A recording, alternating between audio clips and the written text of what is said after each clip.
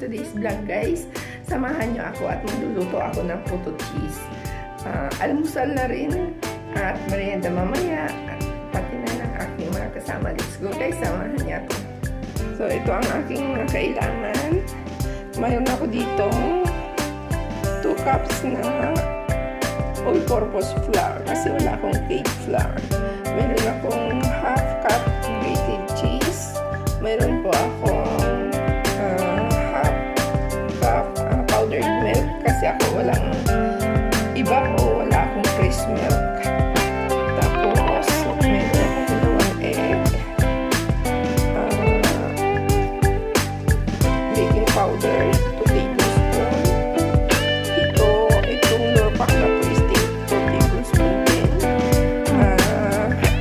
1 cup water. Mag-aaral tayo mamaya kung kasi yung flour kasi hindi pare-parehas ang texture niya. Kung minsan may madaling mag-absorb ang water, mayroon namang hindi. Mayroon ako 3/4 cup na sugar. Ayaw ko na matamis pero pwede namang 1 cup. So ito po ang gagamitin ko kasi wala akong mga hulmahan dito kasi alam mo naman nandito ako sa bahay na walang kalatoy-latoy. Tapos nag-init na ako dito. Ito yung improvised na steamer ko, guys. Kailangan natin maglagay ng plate dyan para hindi bumagsak yung tubig sa ating puto cheese. Yan, pero pinag-preheat ko na po siya. So tara na, guys, haluin na natin yung ating so kaya dito na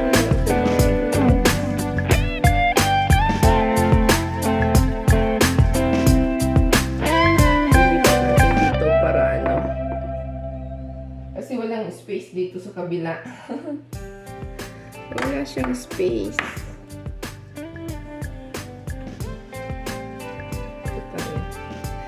Okay na lang yan kahit hindi kita yung andito na yung flour natin. Ilagay natin. Gamit ko yung mixer cup. Ilagay ko na yung sugar. Yung ating milk. Baking powder. Ay, sorry. Ano po, nataktak.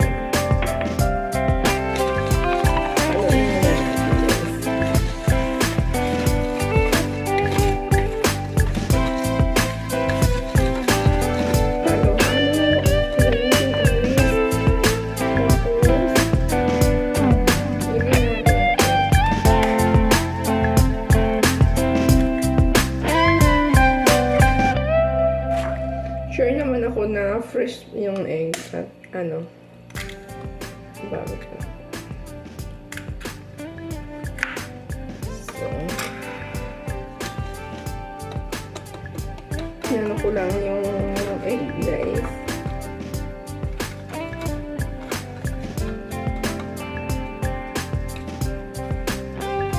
Tapos, ilagay natin ng butter.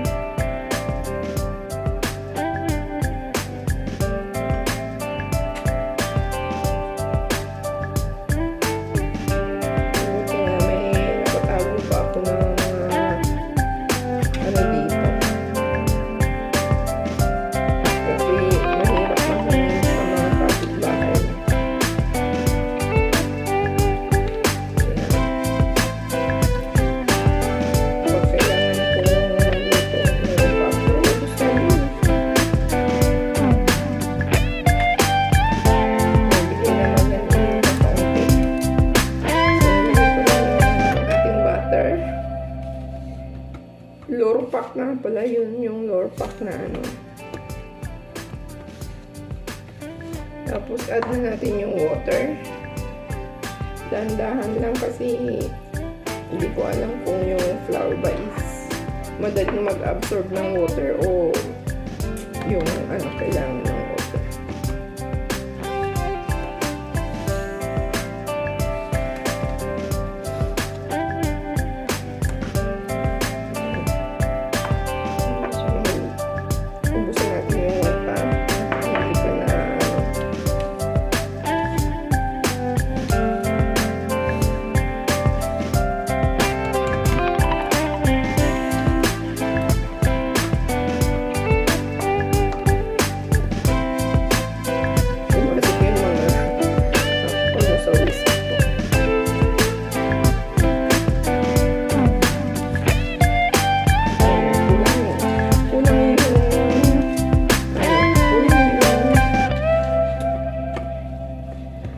Kulang yung 1 cup na ano, na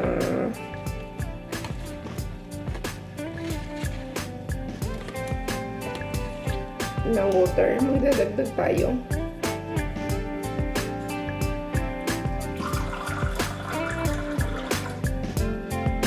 Maglagay muna ako ng half cup na water ulit.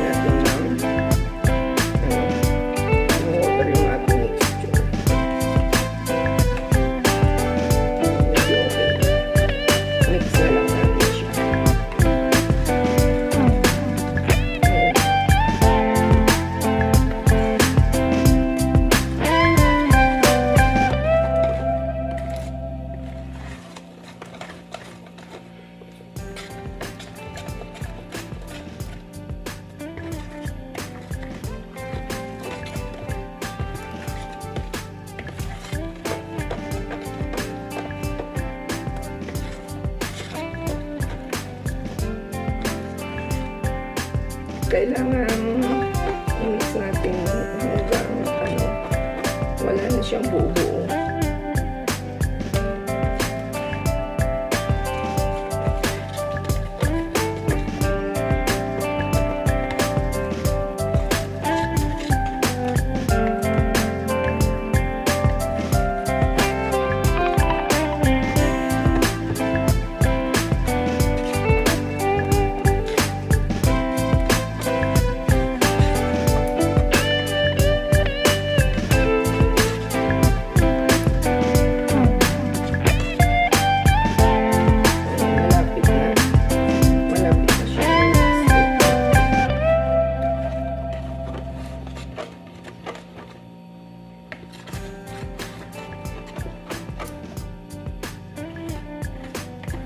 Kailangan ganito yung texture na guys. Ganyan na siya. Hindi malabnaw. Hindi rin masyadong malapot.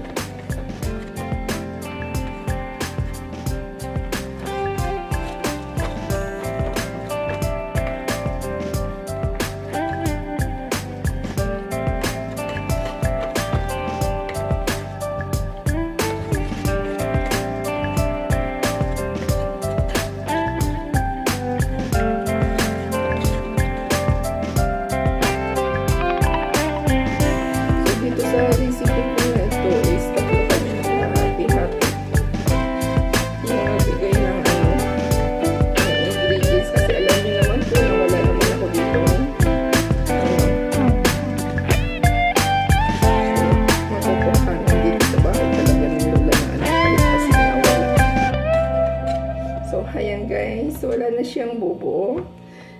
Dito ko na ilalagay yung ating grated cheese. Maglalagay tayo mamaya ng kukuha na lang ako ulit doon sa cheese ng toppings.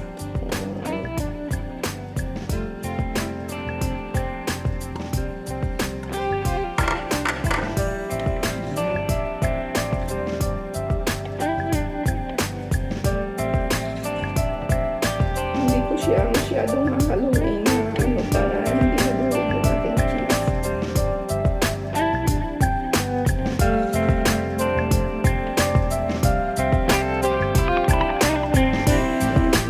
Ayan na siya.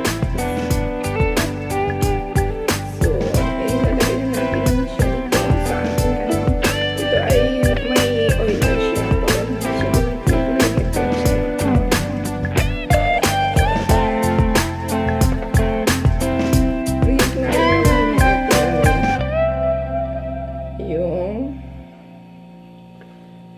Steamer, improvised steamer.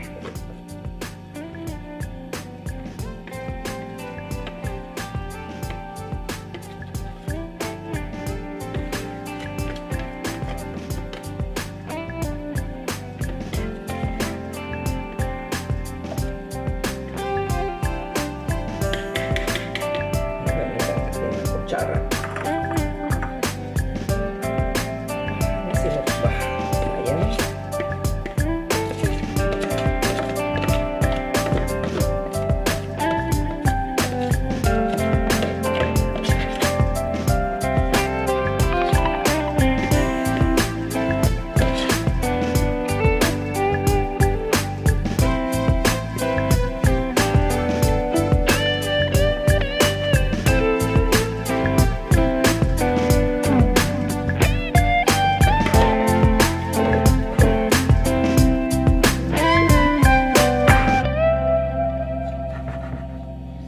I-preheat ko muna saglit yung ano.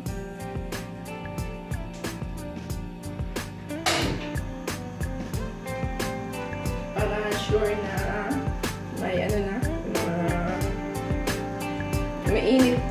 mainit yung ating steamer. Tapos, hindi natin siya guys ilalagay ng kumukulo talaga yung tubig para hindi mag-crack yung ating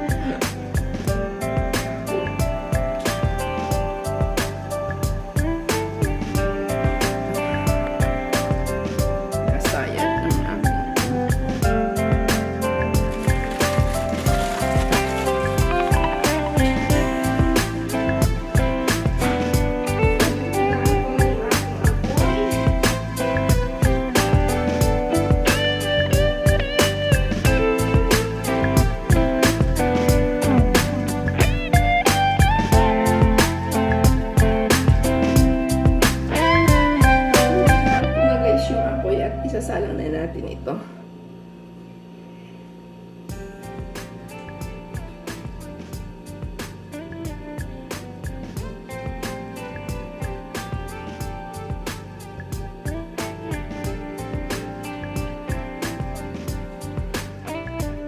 So, nasalang ko na guys. Wait natin mga 20 minutes bago natin buksan kasi hindi natin siya pwedeng buksan na hindi pa siya umansa. So, wait lang natin guys. Ayan. Silipin nga natin guys yung ating puto.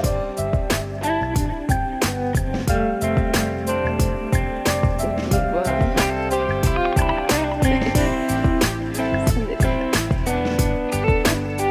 Mahirap mag-video na walang cameraman. So, ayan siya guys.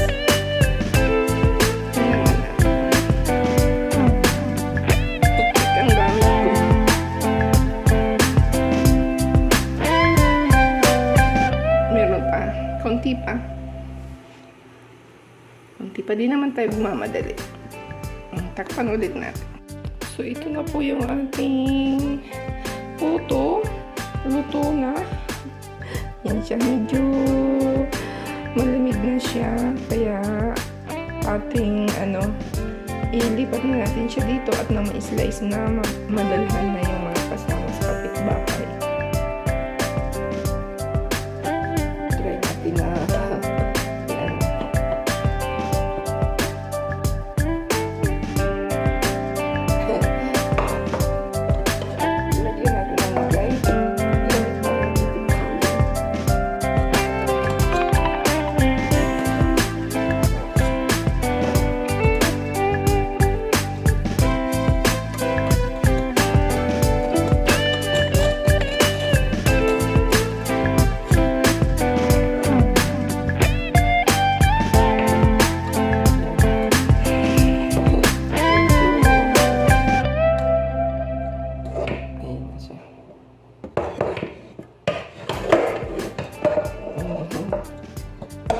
Siya guys.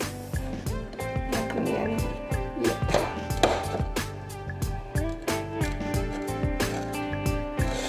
Ayan.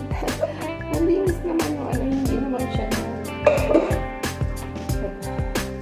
dumikit at yung dumikit yung palang kasi. So, ayan na guys. I-slice na natin siya.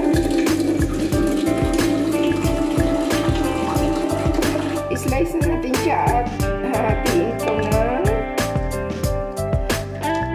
tatlo.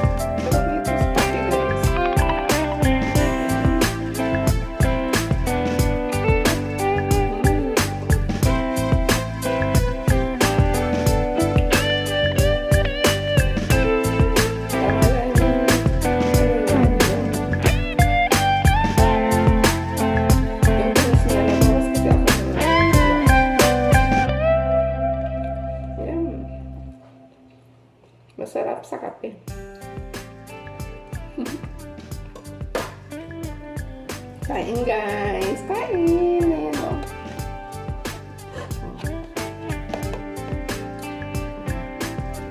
Ayan, thank you for watching. I love you all.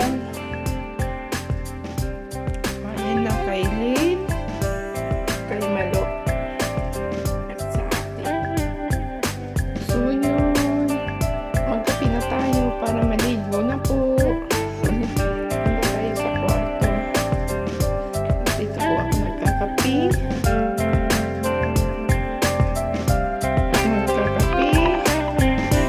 Habang nagmamarathon po kay ano.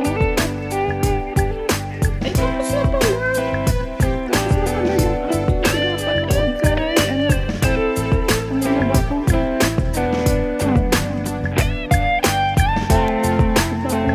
Tapos na pala yung pinapanood ko kay Bisor.